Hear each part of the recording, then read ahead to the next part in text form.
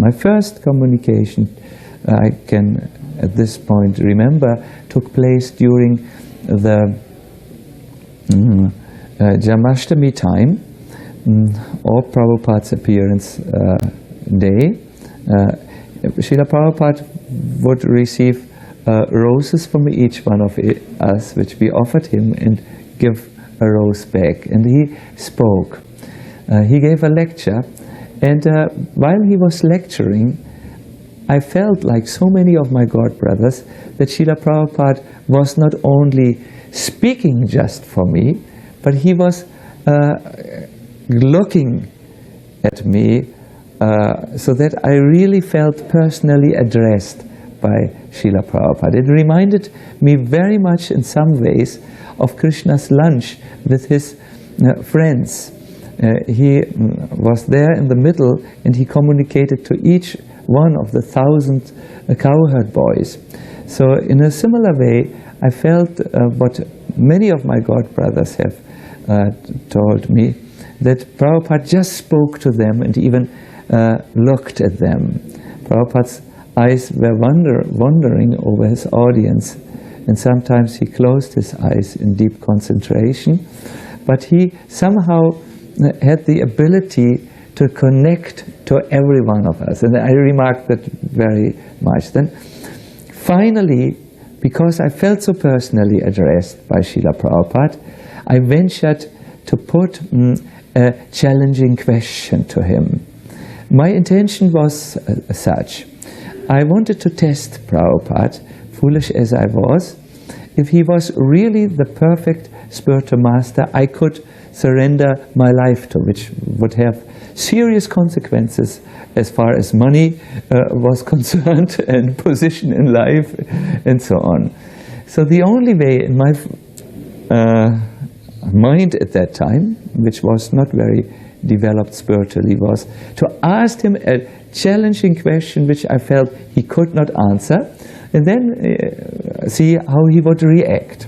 And I asked a question to him which was like this: if God is all good, why did he create this Maya which inflicts suffering upon the living entities? Prabhupada looked at me, and then he requested Syamasundara to repeat the question.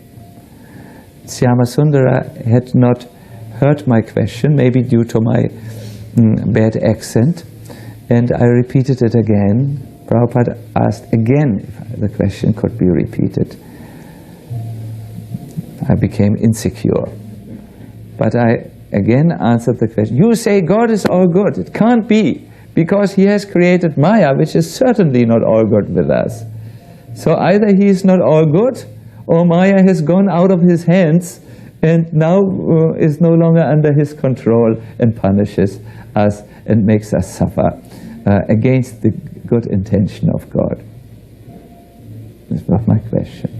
Prabhupada looked very intently at me and then spoke to me and said, "Not Krishna has created Maya, you have created Maya."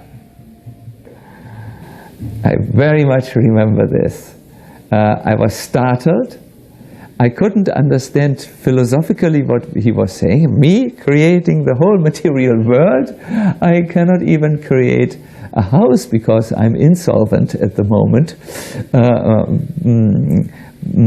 Later I could understand his explanation, but at that time all I could understand is Krishna was not at fault for my situation, I was at fault, and that was enough.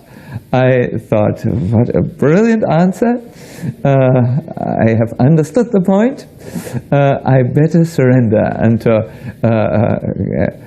Krishna and Srila Prabhupada, who seemed to be very close with the Lord.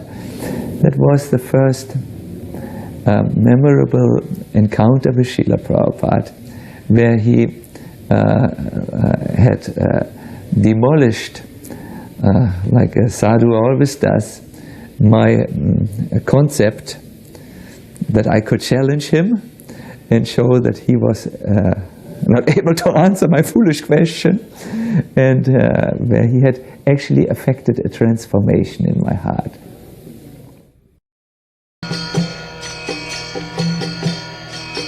Hare Krishna, Krishna Krishna, Hare Hare, Hare Rama.